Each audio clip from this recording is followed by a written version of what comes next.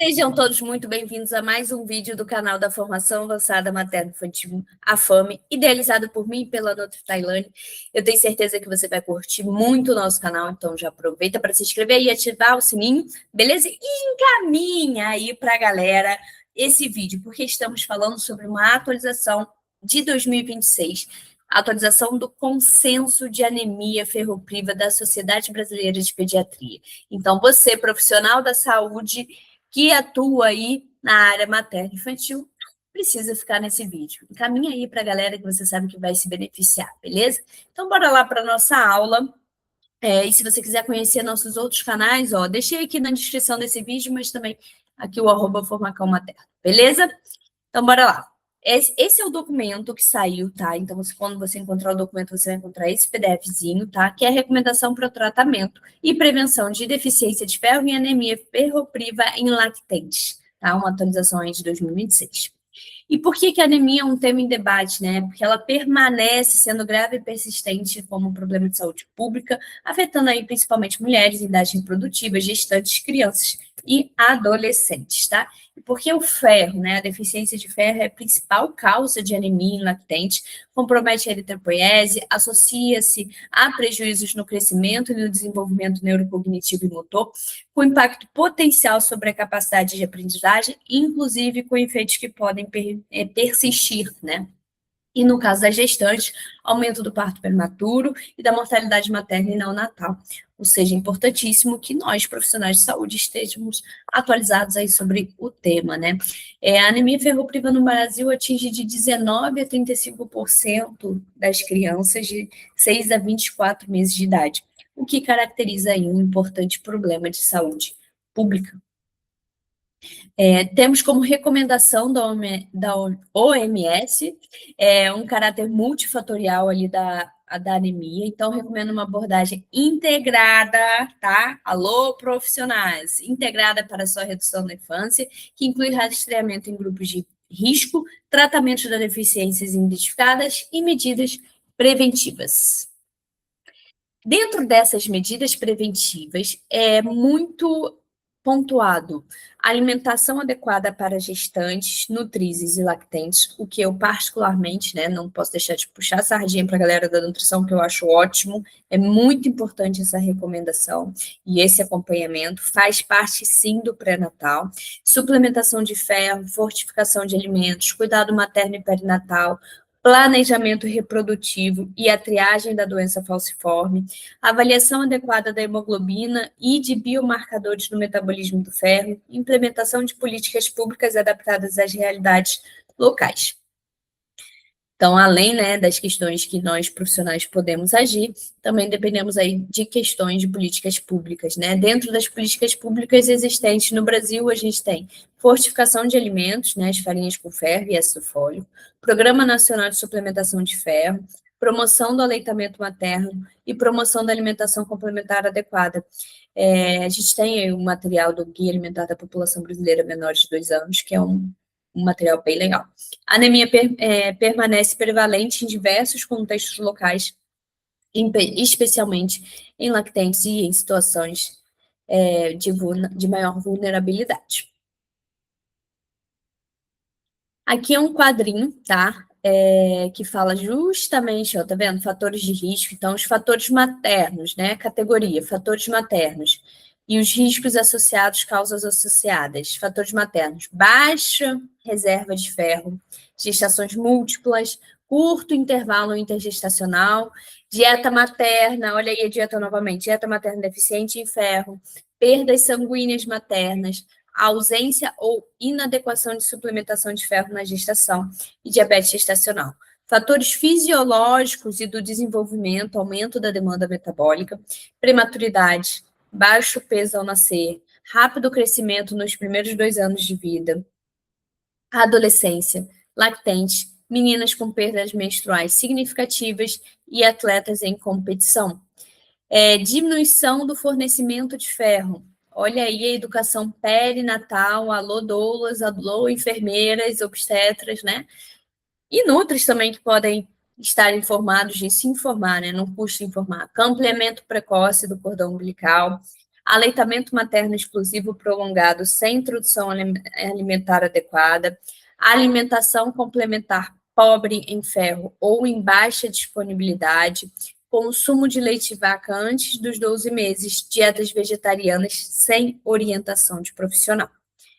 Baixa diversidade alimentar, né, aí dentro dos fatores dietéticos, né, bem ali da nossa área, que eu sou nutra, né, na nossa área de nutricionista. Baixa diversidade alimentar, baixa ingestão de alimentos de origem animal, carnes e vísceras, presença de inibidores de absorção na dieta, fitados, polifenóis, cálcio, práticas alimentares inadequadas na adolescência, então omissão de refeições, dietas restritivas e seletividade alimentar. Nossa, isso aqui abre uma margem para ser uma outra aula só para a gente falar sobre isso. Inclusive, você pode comentar se você gostaria, tá? Perdas sanguíneas, traumáticas ou cirúrgicas, hemorragias gastrointestinais, hemorragias ginecológicas, discrasias sanguíneas. Má absorção de ferro, né? Pode ter aí a síndrome da má absorção com doença celíaca, doença inflamatória intestinal, gastrite atrófica, cirurgia bariátrica, redução da acidez gástrica, né? De antiácidos, bloqueadores, inibidores de bomba de prótons. Então, temos também aí doenças e condições associadas, né? Processos inflamatórios crônicos e doenças crônicas sistêmicas, obesidade, infecções parasitárias e neoplasia. Fatores relacionados aí à prevenção, baixa adesão à suplementação profilática, porque pode acontecer, tá? Tem muita família que suplementa errado. Medicamentosa com ferro, e tem muita família que desiste, porque às vezes pode ser uma luta dar isso para o bebê, né? Falta de atenção para a indicação da prevenção pelos profissionais de saúde, e anemia refratária ao ferro, anemia ali refratária ao ferro, beleza? Esses aí seriam as categorias de fatores de risco. Aqui puxando sardinha para a galera da nutrição, a importância da dietética adequada, né? Essa atualização, um dos pontos que eu achei interessante foi justamente a atualização apontar a importância da alimentação adequada como elemento central na prevenção da deficiência. Então, de 0 a 6 meses, incentiva o aleitamento materno, é algo que deve existir. E a partir da introdução alimentar, aleitamento materno mais alimentação complementar. Reforça a importância de alimentos fontes de ferro com boa disponibilidade. Isso aqui é um ponto, tá? Porque o aleitamento materno vai ajudar demais, inclusive a criança não constipar ali com a suplementação profilática. Então, isso vai ser um ponto muito importante. O documento, ele até coloca, ó, as fontes de ferro, tá? E a absorção estimada. Então, ele aponta aqui, né, como nós já sabemos, o alimento como carne suína, frango, peixes, ovos, leite de vaca integral, feijões, beterraba, espinafre, brócolis, e ali a quantidade que tem estimada. A gente vai ter maior aceitabilidade, mais fácil de aceitação ali para consumir em quantidade, uma quantidade adequada de ferro, das carnes, tá? Então, isso é muito mais fácil consumir um volume maior de carnes do que de brócolis, por exemplo, tá? E no caso do leite de vaca, apesar de apresentar aqui, ele salienta de não consumir antes de 1 ano de idade. Poderia estar ali em preparações, por exemplo, né?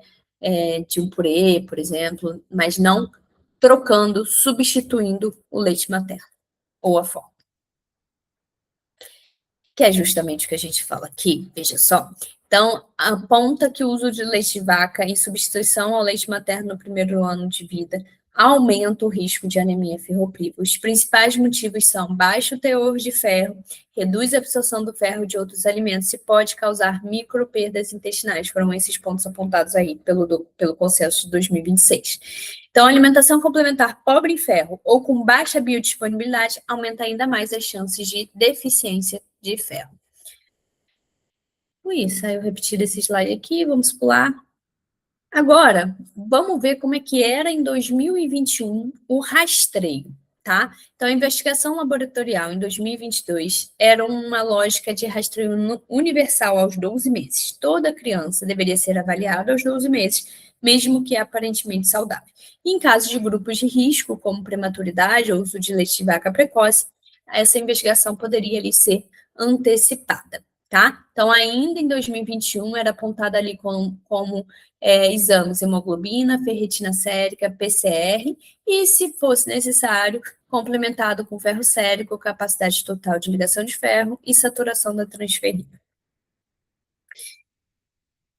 Em 2021, o documento cita assim: no Brasil, revisão sistemática publicada em 2009 encontrou prevalência de 53% de anemia ferropriva em crianças de 6 meses a 5 anos de idade, considerando como ponte de corte o nível de 11 gramas por decilitro de hemoglobina circulante. Então, ele considerava este ponto de corte. Eu até circulei porque é um ponto de mudança também que nós temos aí no documento de 2026. Bora lá, então, seguir. Veja bem, consenso de 2026. Na investigação laboratorial, a avaliação indicada com base na avaliação clínica individual e na suspeita diagnóstica. Então, para de ser universal, né? Então, antes nós tínhamos o quê? No consenso de 2021, vamos voltar aqui, ó. Uma lógica de rastreio universal. Este ponto, eu quero a opinião de vocês aqui embaixo, tá? Deixa aqui a opinião de vocês. Este ponto foi um ponto de crítica que eu vi aí da galera dos profissionais. E aí eu quero saber a tua opinião em relação a isso. Passa a ser indicado por avaliação clínica individual e na suspeita diagnóstica. Hemograma, ferritina e PCR continuam como base dessa investigação. Quem precisa investigar obrigatoriamente? Prematuros, baixo peso ao nascer, falha na suplementação de ferro, alimentação pobre em ferro ou baixa biodisponibilidade, crescimento inadequado, baixo ou excessivo. Isso me leva a crer, então, mais ainda a importância do Nutri acompanhando, que é a pessoa que mais vai conseguir estimar isso. Quando investigar? Entre 9 e 12 meses, ou antes disso, se houver fatores de risco ou suspeita clínica. Então, aqui, o quadro 8 do material do consenso de 2026, trazendo para a gente aí, ó, avaliação laboratorial de diferentes estágios da deficiência de ferro.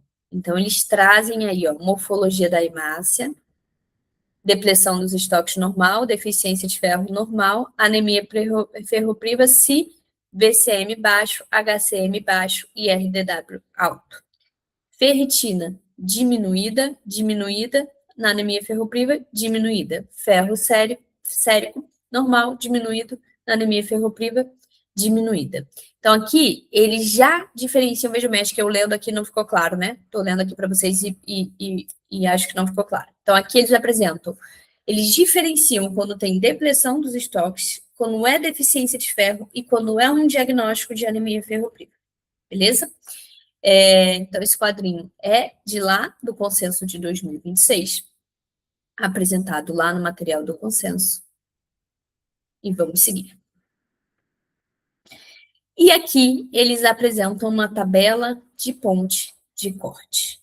Então, os valores de hemoglobina para definir anemia em indivíduos e populações de 6 a 23,5, menor que 10,5. E uma diferenciação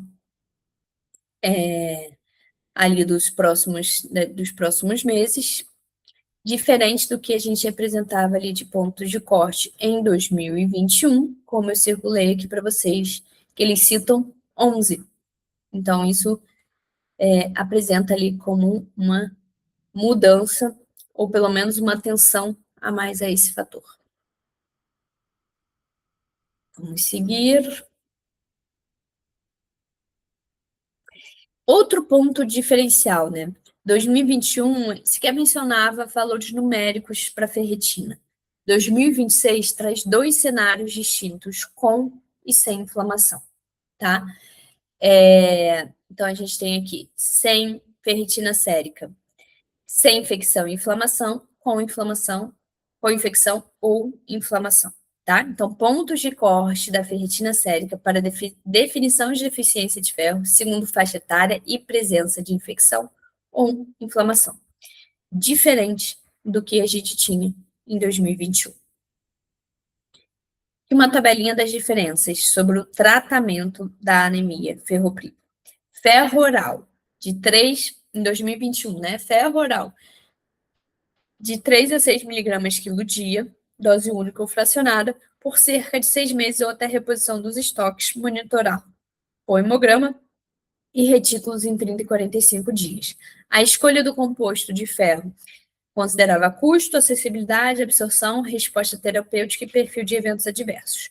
Em 2026, o tratamento ferro oral de 3 a 6 miligramas quilo dia, dose única ou fracionada, por 3 a 6 meses ou até a normalização da hemoglobina, e reposição dos estoques, hemograma em 30 e 45 dias, esperando o aumento maior ou igual a 1 grama por decilitro. Não há superioridade consistente, então eles apontam aqui em 2016, né, que não há superioridade consistente entre as formulações disponíveis. A dose deve ser calculada pelo teor de ferro elementar, não pelo sal total. O núcleo de tratamento permaneceu bastante estável. O texto novo deixa mais clara a necessidade de corrigir também o fator etiológico e investigar baixa resposta. O consenso de 2026 acrescenta que a investigação de adesão, dose inadequada, persistência do fator causal, diagnóstico correto ou inflamação na ausência de resposta, tá? E pontua: sem resposta ao ferro oral, terapias alternativas como transfusão, ferroeritropoetina, devem ser avaliados com especialista conforme a etiologia e gravidade do caso. Aqui é justamente a tabelinha que ele coloca, né, das formas químicas do ferro e a porcentagem ali do ferro elementar. Grave isso aqui, ó, pirosfato férrico, lipossomal ou sucrossomial, variável. Então, eu trouxe aqui um caso clínico para vocês, de uma lactente de 12 meses, 8,5 kg, com diagnóstico de anemia ferropriva em tratamento. E aí, vamos supor que ela está com uma formulação do Neutrofer gotas, que segundo a bula que eu peguei, em 250 miligramas por ml, 50 miligramas de ferro elementar. E uma gota é mais ou menos ali 2,5 miligramas de ferro. Com base na bula, o Neutrofer gotas tem 50 miligramas de ferro elementar e cada ml 20 gotas. Em cada ml 20 gotas. Logo, uma gota igual a 2,5 ml de ferro elementar. Se a paciente tem 8,5 kg, 12 meses, então a dose terapêutica, segundo o consenso de 2026, seria de 3 a 6 miligramas quilo dia de ferro elementar. A mínima, 3 vezes 8,5, daria 25,5 miligramas dia, convertendo para gotas, lembrando que não é 25 gotas, né? A gente vai converter para gotas, porque uma gota do Neutrofer, segundo a bula que eu achei na internet, então precisa sempre fazer ali da bulinha, uma gota igual a 2,5 miligramas de ferro elementar. No mínimo, daria 2,5 dividido, 25,5 dividido por 2,5, igual a mais ou menos ali 10 gotas dia. A máxima daria ali 51 gotas, 51 dividido por 2,5, 51 miligramas dia dividido por 2,5, igual a 20 gotas dia, beleza? Então, nesse caso aqui do Neutrofer, a gente teria de ferro elementar, segundo eles, né, segundo a bula, o Neutrofer gotas tem 50 miligramas de ferro elementar por ml, e cada ml igual a 20 gotas, logo, uma gota igual a 2,5 de ferro elementar, beleza? E aí eu trouxe outra marca aqui, que é o Ferrix, que contém o pirosfato férrico, que se enquadra na categoria de pirosfato férrico lipossomal, que apresenta ali um percentual de ferro elementar variável. Então, isso me acendeu um alerta quando eu preparei a aula, porque quando se torna variável e a gente confirma que cai por terra a questão de ser mais confortável para o paciente, né? E, obviamente, analisando isso individualmente, em tratamento, muito profissional prescreve marcas como essa. Então, será que vale a pena? Ficou o questionamento para vocês. Pelo rótulo, 5 miligramas de ferro elementar por gota. Então, paciente, mesmo paciente, 8,5 kg, 12 meses, anemia ferropriva em tratamento, a dose terapêutica de 3 a 6 miligramas quilo dia de ferro elementar.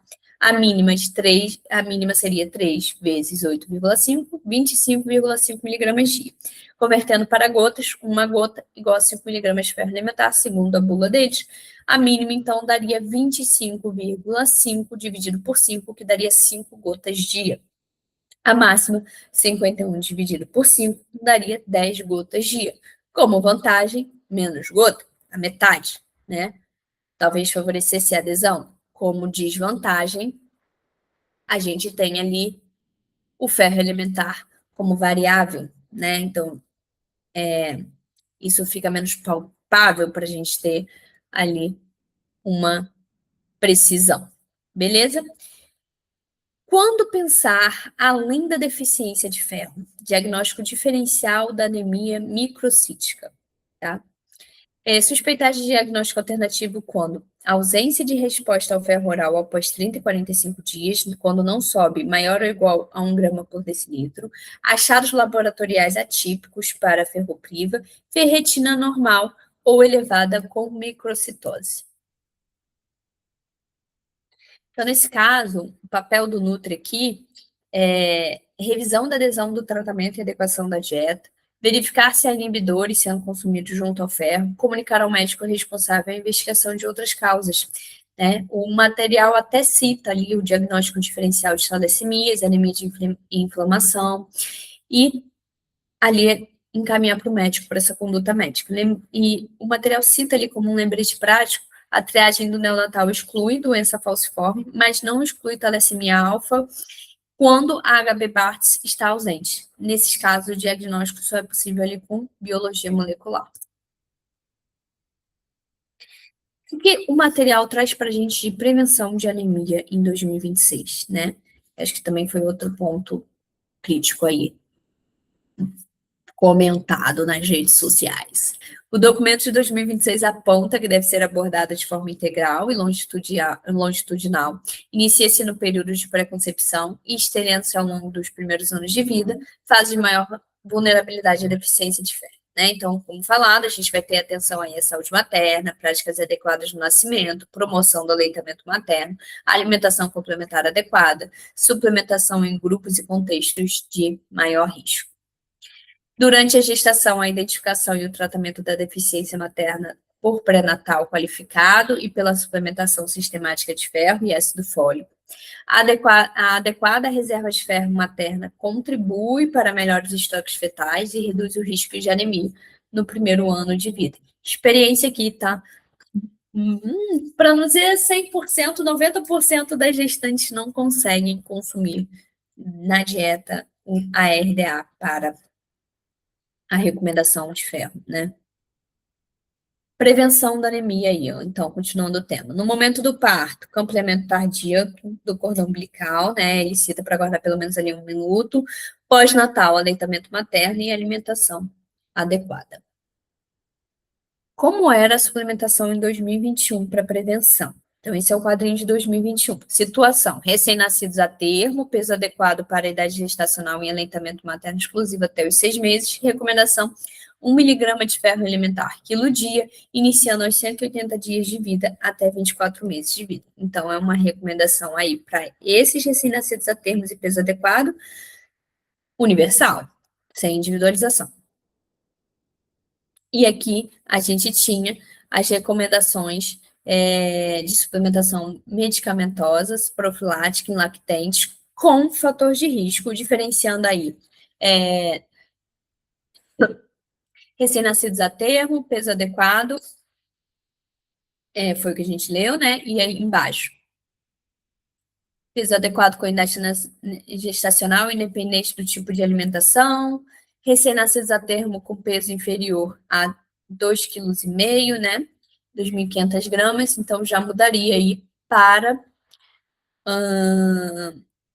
só uma correção aqui que eu pulei, né? Recém-nascidos a termo peso adequado para a idade gestacional, independente do tipo de alimentação, 1 miligrama de ferro elementar quilos, iniciando aos 90 dias até 24 meses de vida. Exatamente, não tinha pulado.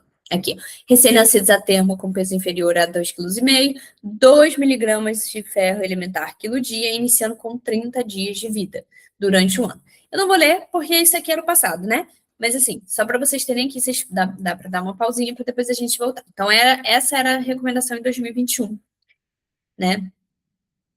E agora, a recomendação aqui, ó, eles até repetem esse quadrinho, né, que é o infográfico, né? Início da suplementação de ferro medicamentoso para lactentes e amamentação exclusiva, nascidos a termo e com peso adequado, maior ou igual a 2,500, de acordo com a presença ou ausência de fatores de risco, né? Então, aqui, ó, nascimento, primeiros 90 dias, má nutrição materna ou perda sanguínea materna, falta de suplementação de ferro na lactação, na mãe concentrações baixas, velocidade de crescimento, e que fatores de risco, mais fatores de risco, iniciar, 180 dias iniciar ferro alimentar, eles fizeram um infográfico bem parecido para a Nova. E aí, agora, como ficou? Suplementação profilática para crianças de 6 a 24 meses de ferro alimentar dia, independente do peso, na quantidade de 10 a 12,5 miligramas de ferro alimentar dia, tá? Então, antes era por peso, né? E dos 6 aos 24 meses para crianças ali sem fatores de risco. Essa estratégia agora é operacionalizada em 2 ciclos de suplementação, cada um com 3 meses de uso diário, intercalados por uma pausa de 3 meses, preferencialmente iniciando aos 6 meses e 12 meses de vida. Então, este é o novo quadrinho. Ponto também que foi crítica, porque pode gerar confusão, baixa adesão, né? Vamos acompanhar aí as cenas dos próximos capítulos. 6 meses de idade, de 6 aos 9 meses, né? Recebe ali ferro elementar por 3 meses seguidos, de 10 a 12,5 miligramas dia. De 9 a 12 meses, 3 meses de pausa da suplementação. 12 meses de idade, inicia-se o segundo ciclo de suplementação. De 12 a 15 meses, ferro elementar por 3 meses seguidos, de 10 a 12,5 miligramas dia. De 15 aos 24 meses, término da suplementação. Beleza?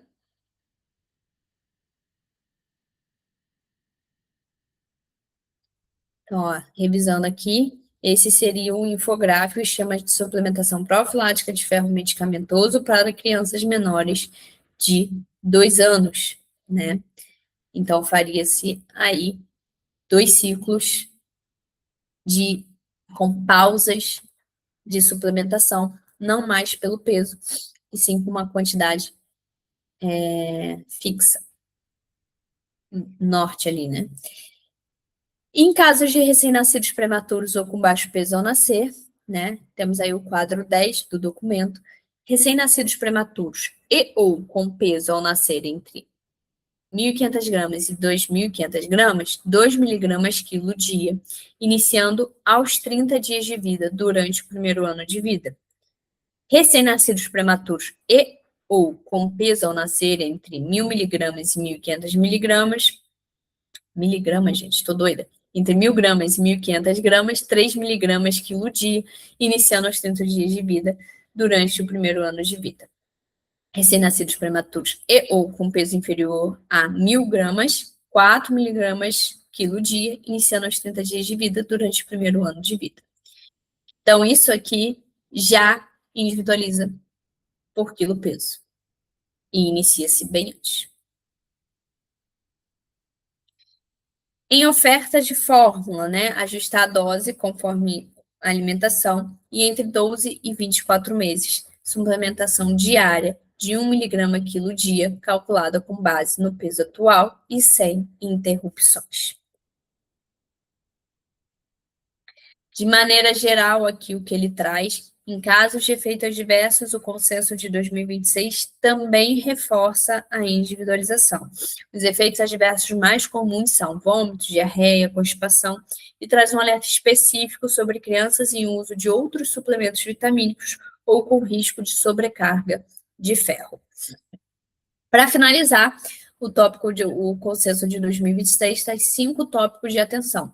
Reconhecer a ferropenia como um problema frequente e relevante, promover a amamentação e alimentação complementar adequada, recomendar suplementação profilática de ferro, investigação laboratorial com base no risco na suspeita clínica e realizar o tratamento da anemia ferropriva.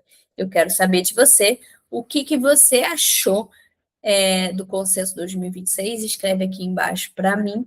Não deixa de seguir a gente nas redes sociais. Eu vou deixar nossos links, inclusive o link do nosso curso, nossos Instagrams aqui embaixo. Quero você nos seguindo e conhecendo mais sobre a formação materno-infantil. Um grande abraço, até a próxima.